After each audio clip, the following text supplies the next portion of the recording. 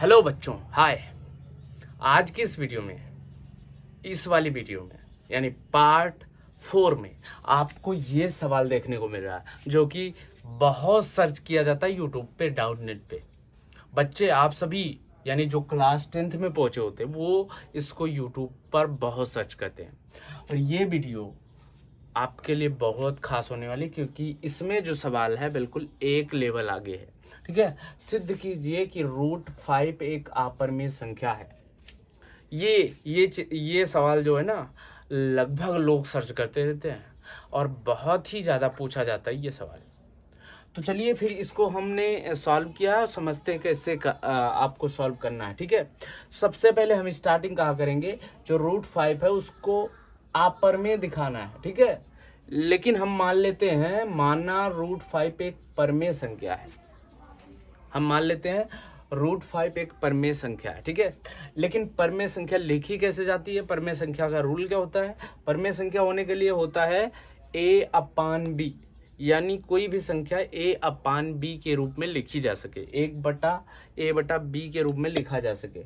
और यहाँ पर b नॉट इक्वल 0, यानी b के बराबर 0 नहीं हो सकता। अगर 0 है तो वो परिमेय संख्या नहीं रहेगी। ठीक है, जब ये परिमेय संख्या हो गई और इसको परिमेय संख्या माना, दोनों क्या हो जाएंगे, इक्वल हो जाएंगे। ठीक है, तो हमने क्या किया, दोनों इक्वल कर लिया। अब यहाँ पर जो हमने परिमेय संख्या a/b दिया है तो उसमें a/b दोनों सह अभाज्य संख्याएं हैं। कौन सी हैं, सह अभाज्य संख्याएं। और इसीलिए √5 भी एक सह अभाज्य संख्या होना चाहिए। ठीक है, तो वही सिद्ध करना है। हम क्या करेंगे, √5 इक्वल a/b लिखेंगे। फिर उसके बाद दोनों पक्षों का वर्ग करने पर, दोनों पक्षों का वर्ग कर दिया हमने, दोनों पक्षों का वर्ग किया तो ये √5 का स्क्वायर किया। तो √5 को हम कैसे लिखते हैं, √5 इंटू √5 इक्वल में कितना आएगा, 5। ऐसे कोई भी नंबर हो, √3 इंटू √3 इक्वल में 3। ठीक, तो इस तरीके से जो है यहाँ 5 आ गया। अब यहाँ पे इसका स्क्वायर हो गया a², b का स्क्वायर। ठीक, अब इसको हम इधर कर देते हैं तो ये क्या हो जाएगा, 5b² इक्वल में a²। ठीक, और जब ये 5b² इक्वल में a² हो गया तो यहाँ पर आप एक चीज़ समझिएगा, इसको हम समीकरण 1 बना लेंगे। ठीक है, और समीकरण 1 बनाएंगे तो यहाँ पे क्या हो जाएगा, यहाँ पर एक चीज़ समझना है कि जो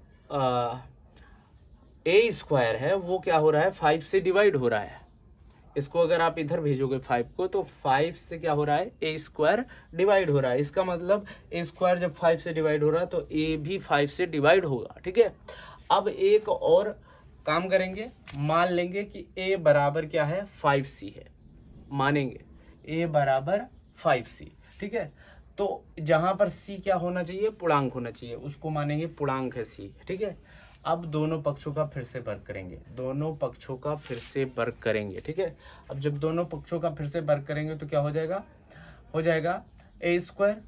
ठीक, और यहाँ पर 5c का स्क्वायर, और 5c का स्क्वायर जब हो जाएगा, देखो यहाँ लिखा है ना, 5c का स्क्वायर जब हो जाएगा तो 5 का स्क्वायर 25 और c का स्क्वायर c²। ठीक, अब यहाँ पर देखो हमने a² बराबर 5b² यहाँ पे निकाला है समीकरण 1 से।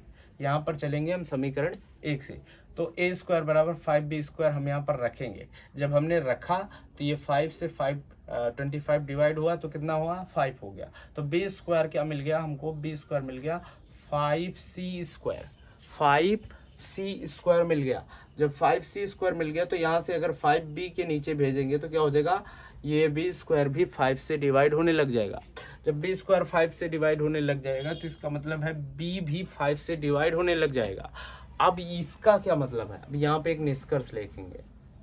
निष्कर्ष ये लिखेंगे कि जब कोई नंबर जो है डिवाइड हो रहा है ना, कोई नंबर किसी को डिवाइड कर रहा है और कई बार डिवाइड कर रहा है, तो इसका मतलब है कि वो एक अभाज्य संख्या है। अभाज्य संख्या नहीं है, क्या है, अभाज्य संख्या नहीं है। और हमारी कंडीशन क्या है कि एक वो नंबर्स कैसे होने चाहिए, वो सह अभाज्य संख्याएं होनी चाहिए।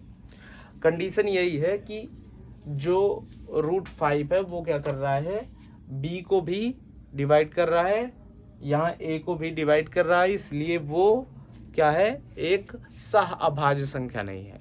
और सह अभाज्य संख्या नहीं है, इसलिए यह सिद्ध होता है कि वो क्या है, अपरिमेय संख्या है।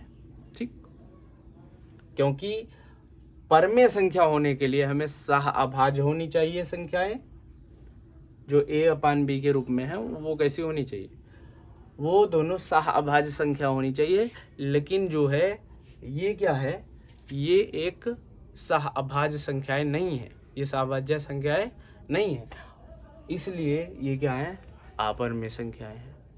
तो हमने जो कल्पना की थी, इनको परमेय संख्या मान लिया था, वो कल्पना क्या थी, गलत थी। ये आपको लास्ट में लिखना है। आई होप ये समझ में आया होगा। अगर कोई दिक्कत है, कोई डाउट है, तो आप कमेंट में लिख के पूछिएगा हमसे। आपसे फिर मिलते हैं एक नई वीडियो में। जय हिंद।